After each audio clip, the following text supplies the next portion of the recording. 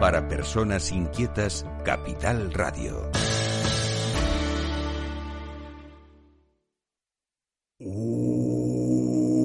Tiempos interesantes.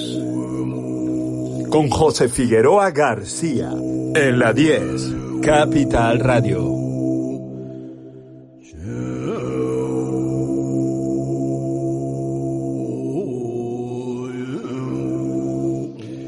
Bueno, atentos porque hoy lo que vamos a comentar, lo que vamos a hablar, tiene mucha profundidad. Tenemos un invitado de lujo, José Figueroa, perdón.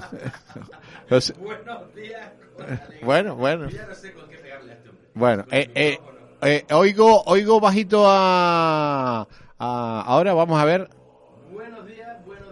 Se me oye, algo ha pasado con el algo pasó con el micrófono. Ahora sí. Eso es boicot total. Total. Bueno, buenos días con alegría. Perfecto, ahora ya salió perfecto. Ahora sí. Empezamos al revés, pero bueno, no importa. Es lo que tiene. Bueno, cuéntanos quién va a participar hoy con nosotros aquí en la 10 Capital Radio. Pues mira, tenemos a un invitado de lujo. Ajá. Tenemos a un diplomático con una amplia experiencia. Es embajador de España, agregado de negocios, una persona que ha servido en puestos muy importantes, uh-huh, en Moscú, en Ciudad del Cabo, Jerusalén, la Comunidad Económica Europea. Uh-huh. Alguien que nos va a ayudar a entender de verdad qué está pasando, porque estamos en un momento crucial de la historia. Estamos al borde de o la Pax Americana o el apocalipsis. De hecho, hay un montón de gente en el mundo, pero muchísima gente, que está convencida de que vamos a la destrucción, incluso lo están deseando, incluso unos más conscientes que otros. Esto se habla un montón, que hace falta irnos al carajo, ¿vale? Mientras que hay gente y hay poderes que están haciendo todo lo posible para que esto se encamine. Pero estamos viviendo tiempos no ya interesantes, desquiciados. Y entonces hay mucha información, hay mucha desinformación, hay muchas narrativas que al final no te enteras de nada. Y por eso tenemos aquí a un experto analista en geopolítica, don Ignacio García Valdecasas. Bienvenido, embajador. Muchas gracias. Encantado de estar con vosotros y saludo a vuestra audiencia y estoy a vuestra disposición. Muchísimas gracias. Bueno, manos a la obra. ¿En qué momento nos encontramos, don Ignacio? Pues nos encontramos, yo tomo la óptica europea y la óptica española, para que lo entiendan los oyentes o los escuchantes, como le llaman ahora. Estamos en un momento de confusión y de desorientación. Fundamentalmente ese es el momento en el que estamos, porque ha habido un cambio de paradigma brusco y brutal y repentino. Estábamos bajo el paraguas de Estados Unidos, éramos los hermanos menores en la OTAN.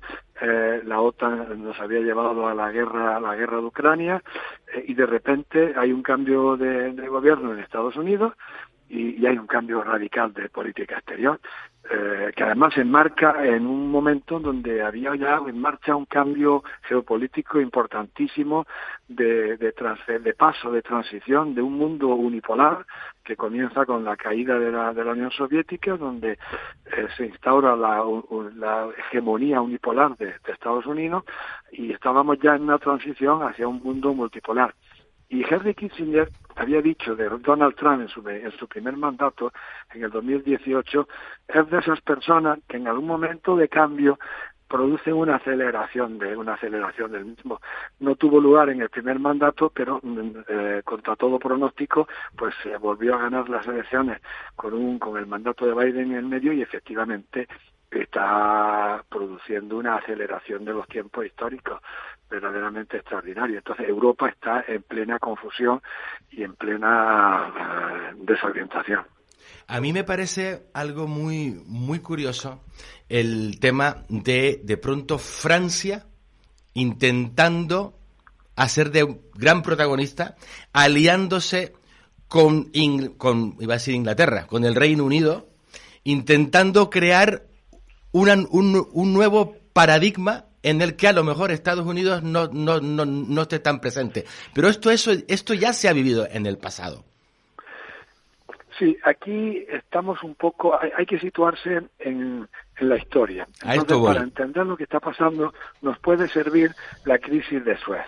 Correcto. En la crisis de Suez, el Reino Unido y Francia se enfrentaron en cierta manera a Estados Unidos, o por lo menos no contaron con Estados Unidos a la hora de ocupar, invadir Egipto y ocupar el canal de Suez cuando Nasser le anunció que lo iba a nacionalizar, que era propiedad de unas compañías británicas y francesas, y lo hicieron con la ayuda del ejército de Israel, que ocupó la península del Sinaí, y el general Eisenhower les obligó a retirarse en 24 horas después de estar de acuerdo, de haber llegado a un acuerdo con la Unión Soviética.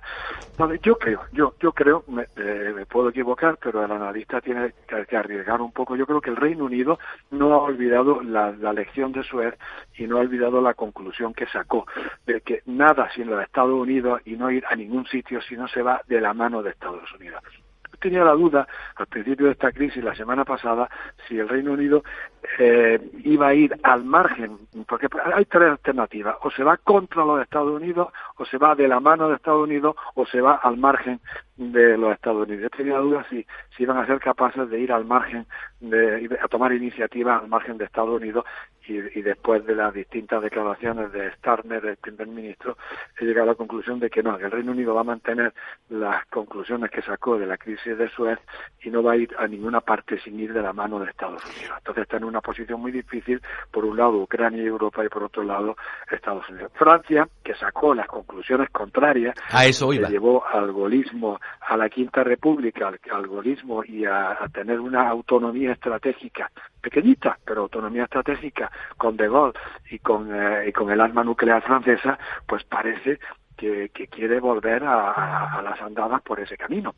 Lo que pasa es que todo está viciado porque el cimiento y las bases de las nuevas políticas que se están barajando se basan son unos cimientos falsos, son unos cimientos erróneos, porque los cimientos de esta postura son las causas que nos llevaron a la guerra de Ucrania.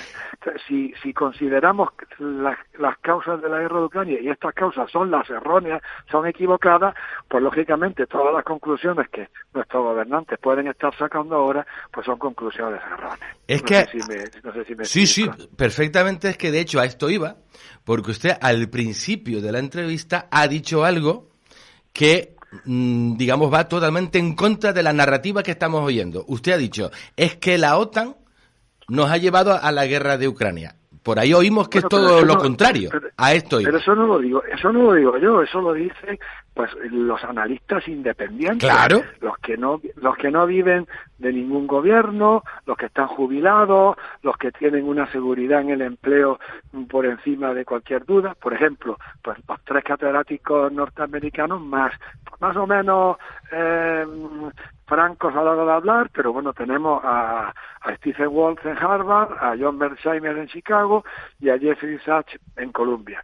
Tal cual. El más outspoken, que dicen en inglés, que son el que habla con más rudeza o con más franqueza, según se entienda, es Mearsheimer, pero Sachs es definitivo. Yo invito a la audiencia que vaya a YouTube a escuchar el discurso de la conferencia que Jeffrey Sachs dio en el Parlamento Europeo, creo que hace una semana o 2 semanas. Correcto. Me pone muy fácil Jeffrey Sachs, Parlamento Europeo, es muy larga, es 1 hora y pico, pero ahí está todo,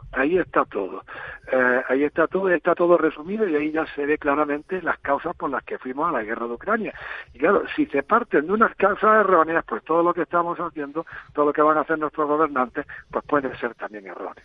Embajador, usted que conoce el mundo ruso, ¿qué estará pensando Putin ahora? Hombre, Putin ha tenido la semana pasada pues un momento de gran satisfacción. Ese pequeño vídeo que corre por las redes de Putin en su casa con una bandeja llena de palomitas, viendo el espectáculo de Tocheval en la Casa Blanca. Bueno, pues yo lo que dije en ese momento es que el ruso de la calle, viendo lo que pasó en la Casa Blanca, podía pensar que era falso, que era un montaje. un montaje para engañar al gobierno ruso. Porque claro, durante la guerra pues, se manejan mucho los montajes y las falsedades. En la Segunda Guerra Mundial, los rusos, que son grandes maestros en lo que ellos llaman maskirovka, en el montaje, en la falsedad, montaron campos de aviación, aeródromos, con aviones de madera, dentro de unos hangares que no se sabía muy bien, se inducía a la confusión, y los alemanes pues bombardearon y se gastaron muchísimo munición en bombardear cosas que no servían absolutamente para nada. Pero no, el gobierno, ahora hablando en serio, el gobierno ruso sabe perfectamente lo que pasa, y por un lado tenía una mezcla de incredulidad y por otro lado de satisfacción. Por un lado Trump se acercaba a él y sacaba y voy a tener contacto con Putin, y por otro lado pues se iba a reconocer la realidad, la realidad de lo que está pasando en el frente militar, que por lo visto no es lo que nos dicen tampoco en el discurso oficial. Pero claro, ahora la reacción europea es bastante sorprendente, porque es obvio, y eso lo han dicho todos, que Europa no puede ir a la guerra si no va de la mano de Estados Unidos, porque no tiene armamento, no tiene munición, su armamento depende de Estados Unidos, de las piezas de repuesto que le den Estados Unidos, de la munición que le dé Estados Unidos, y la inteligencia satelital y la tecnología la tiene Estados Unidos. Si Estados Unidos se retira, como se está retirando de la guerra de Ucrania, Europa no puede ir a la guerra. Es imposible, porque no tiene los medios necesarios para ello. Entonces, a lo mejor... Esfuerzo. Disculpe. ¿Sí? No, adelante. No. Dígame. Que entonces lo que parece que a lo mejor no vamos a la guerra, pero vamos a armarnos hasta los dientes y ahí hay intereses. Sí, eso son dos cosas. La guerra hoy y el rearme tendrá su efecto dentro de 5, 7 o 10 años. Sí, señor. Porque además una economía uno no puede pasar de gastarse el 1,2% del PIB en defensa a gastarse el 4% en 1, 2 o 3 años. Ese es un proceso muy largo. Pero yendo ahora, son dos cuestiones, dos planos temporales distintos. Por un lado, la guerra de Ucrania, que es la inmediatez, y por otro lado, el rearme europeo con vistas a la defensa y responder a las supuestas amenazas rusas. La guerra, yo creo que Europa, según dicen los analistas militares, yo no soy un experto en analista militar, Europa no puede ir a la guerra porque depende de Estados Unidos, y además Estados Unidos ha dado ese volantazo, entre otras cosas, porque ha llegado a contacto con la realidad, y el contacto con la realidad lo que dice es que la victoria de Rusia era inevitable desde el momento en que fracasó la contraofensiva ucraniana del año 23, y que lo que no quiere es aparecer como un perdedor, no quiere que le ocurra lo que le ocurrió a Biden, que firmó el acuerdo con los talibanes Trump, y se le cayó el montaje a Biden y tuvieron que salir de Kabul como salieron de Saigón, lo que yo le llamo caer en el síndrome de Saigón. Trump no quiere aparecer como un perdedor, entonces por eso se acerca a Putin a hacer las paces antes de que colapse el frente ucraniano. Los europeos prenden una huida adelante, pero si hay que creer a los analistas militares, Europa no puede ir a la guerra, contra Rusia sin ir de la mano de Estados Unidos. Entonces lo que se trataría de seguir ayudando a Ucrania hasta la completa destrucción de Ucrania, y que siguieran los miles, decenas, centenas de miles de muertos ucranianos. Es lo máximo a lo que puede aspirar Europa hoy, en mi opinión. Pero entonces, embajador, ¿sí? Por lo que dice usted, está claro que si sigue la guerra, al final Rusia se queda con Ucrania.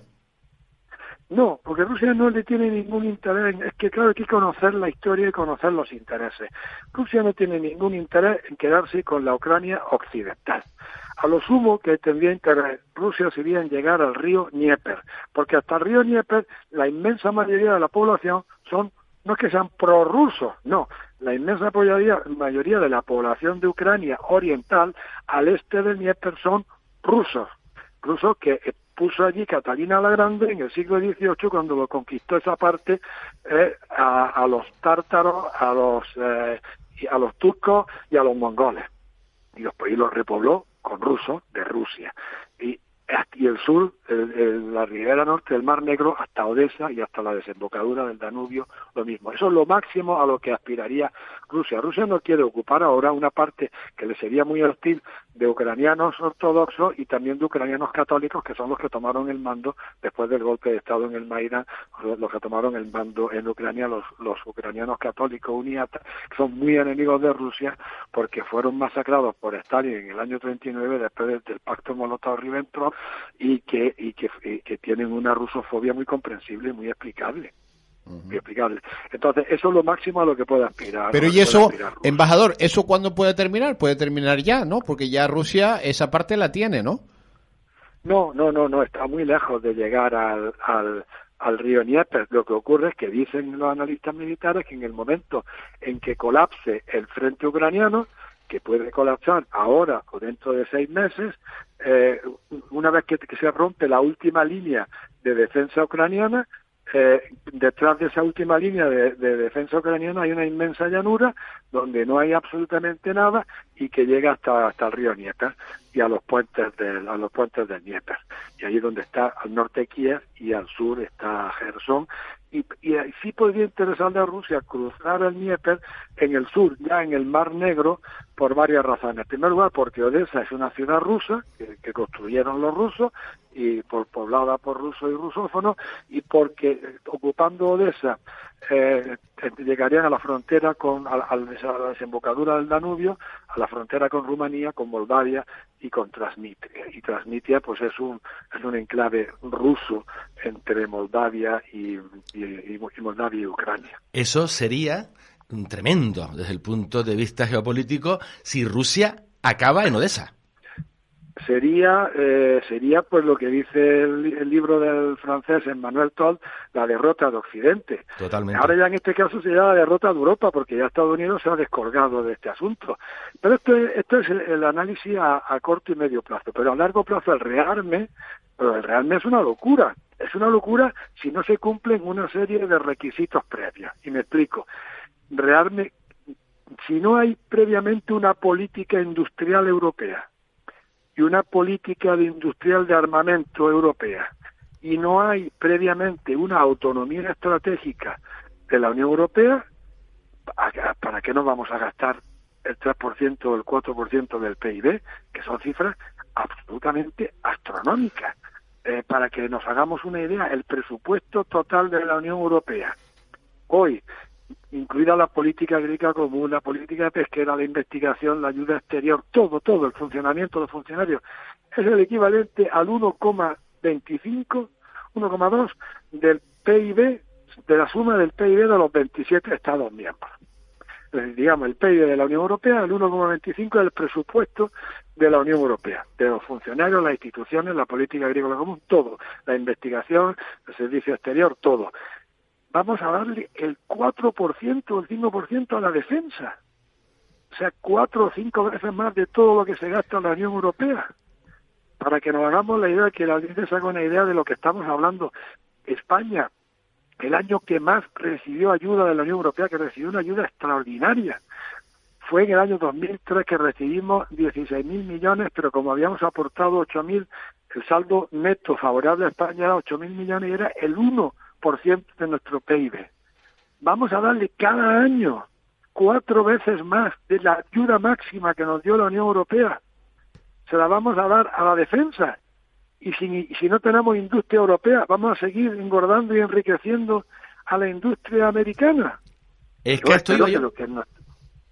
que nuestros líderes que se reunieron ayer no pierdan la cabeza. Yo hasta aceptaría un incremento de los gastos en defensa, quizás no el 5% ni el 4%, pero en fin, el 2, el 3% lo aceptaría in extremis, pero exigiendo previamente que tuviéramos una industria europea de la defensa que fuera la que fuera a fabricarle el armamento y la munición. Sí, los grandes barcos y los aviones, y porque tenemos la capacidad tecnológica, a lo mejor no tan buena como Estados Unidos o China hoy, pero suficiente para nuestro propio armamento. Y luego que tengamos una autonomía estratégica. Vamos a seguir en la OTAN si Estados Unidos deja de pagar retira su aporte al presupuesto y se lleva a los 160.000 soldados que tiene Europa, ¿vamos a seguir en la OTAN poniendo nosotros todo el dinero y sin que Estados Unidos lo único que tiene es una presencia de control político? No vamos a seguir en la OTAN y vamos a renunciar a tener una autonomía estratégica. Si no tenemos industria y no tenemos autonomía estratégica, ¿qué vamos a hacer con esas cifras astronómicas, con esas sumas astronómicas de dinero? Señor embajador, es que aquí va yo, el tema es gastar. Yo es que vi algo en televisión hace unos días que me dejó con muy mal cuerpo. Había un señor, un comentarista geopolítico, que estaba explicando a mediodía en una cadena de televisión de máxima audiencia, decía, es que los españoles tienen que entender que este gasto en defensa va a significar que a lo mejor no habrá los hospitales que se ha prometido, ni habrá los servicios, pero que esto es fundamental. Y entonces hay que hacer un pequeño sacrificio en este gasto en defensa que puede tener una serie de... Y yo era diciendo, Dios mío, una locura. Por favor. Me parece una locura. Esto voy. Porque si partimos de la verdad de la guerra de Ucrania, pues la amenaza rusa la tenemos en su sitio. Claro, hombre, todo puede ocurrir. Pero los expertos, por ejemplo, el profesor Melchane, que no es él, es que él tiene entre ayudantes, profesores, colaboradores, alumnos que están haciendo trabajo, debe tener decenas, cientos de personas que él coordina su trabajo. Y él dice que después de haber hecho un examen exhaustivo de todos los discursos, de todos los documentos, nada nos indica pensar que Ucrania sea la primera ficha del dominó y que la amenaza rusa vaya a amenazar a otros países, que además se mezcla con ese sinsentido de decir por un lado que Rusia está perdiendo la guerra, que su desierto está destruido, que su economía está por los suelos, y al mismo tiempo decir que es una amenaza, o una de dos. O es verdad que es una amenaza, en cuyo caso ni el ejército está destruido, ni la economía está por los suelos, o viceversa, no sé si me explico. Sí, perfectamente. Entonces, el profesor Melchane afirma que no hay nada que nos haga pensar que para Rusia la aventura de Ucrania es la primera pieza del dominó, y que luego caerán otras. Embajador, de verdad, como dijo Jeffrey Sachs en su discurso en el Parlamento Europeo, las causas de la guerra, pues ya entonces sabemos dónde estamos, y saber dónde estamos es fundamental para saber a dónde queremos ir. Pero embajador, nos hemos metido en un lío tremendo, ¿no? Nos estamos metiendo, sobre todo a partir de ahora. Ya nos metimos en un lío tremendo, un gran lío cuando empezamos la guerra de Ucrania, cuando nos empeñamos en meter a Ucrania en la OTAN, que no había ninguna necesidad, y que además el pueblo ucraniano hasta un golpe de Estado se había manifestado siempre en contra de entrar en la OTAN, tanto en las encuestas como en las elecciones. Y el amigo Zelensky ganó las elecciones en un ticket de paz con Rusia. Exacto, paz, entenderse con Rusia y aplicar los acuerdos de Minsk. Ese fue el programa electoral de Zelensky. Eso no lo discute nadie. Bueno, pues entonces, embajador, estamos en un callejón sin salida, ¿eh? Pero a los independientes como yo, que vemos las cosas, que no tenemos ninguna adscripción ideológica ni partidaria, ni económica, ni nada, pues obviamente no nos llevan a Radio Nacional de España ni a televisión. Yo estoy en el canal Negocios, como es bien conocido, todos los lunes a las 8:45, 8:49, y allí pues doy mi opinión sobre lo que está ocurriendo con José Antonio Bittner.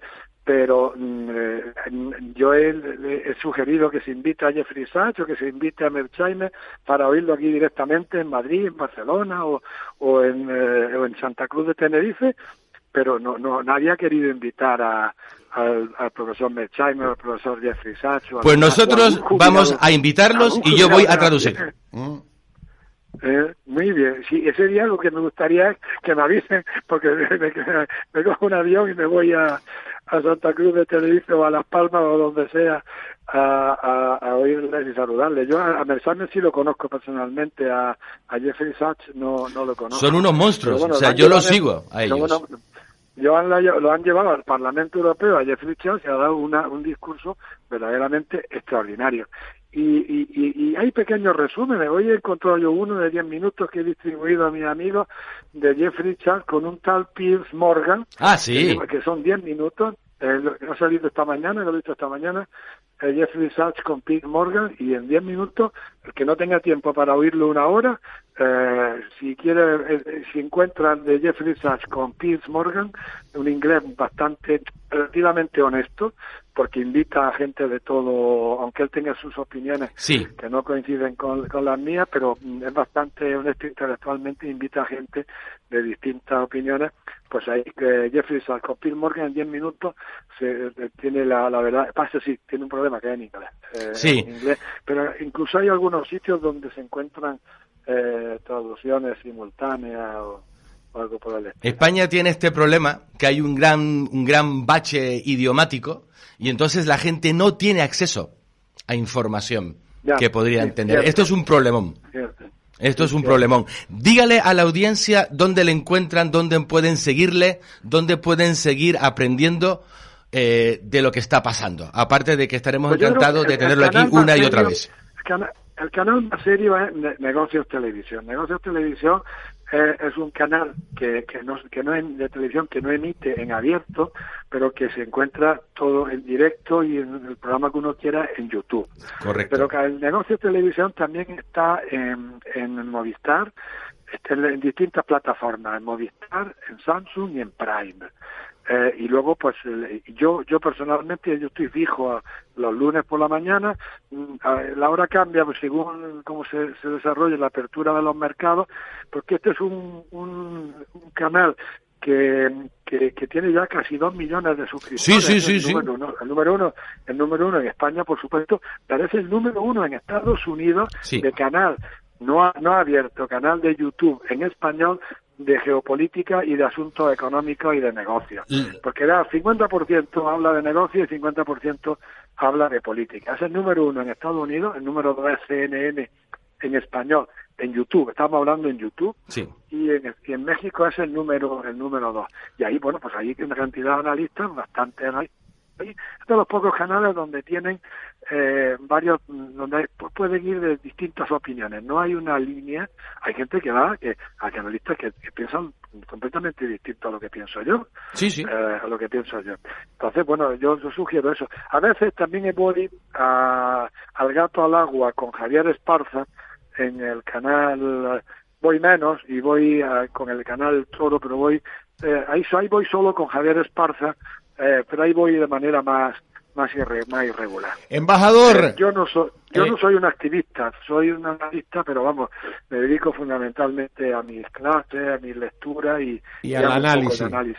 Embajador Ignacio García Valdecasa, muchas gracias por ilustrarnos. Le estamos muy agradecidos. A vosotros. Un abrazo muy fuerte. Encantado de estar y un saludo a la audiencia. Hasta la próxima. Muchas gracias, señor embajador. El remate, con Miguel Ángel González Suárez. Capital Radio.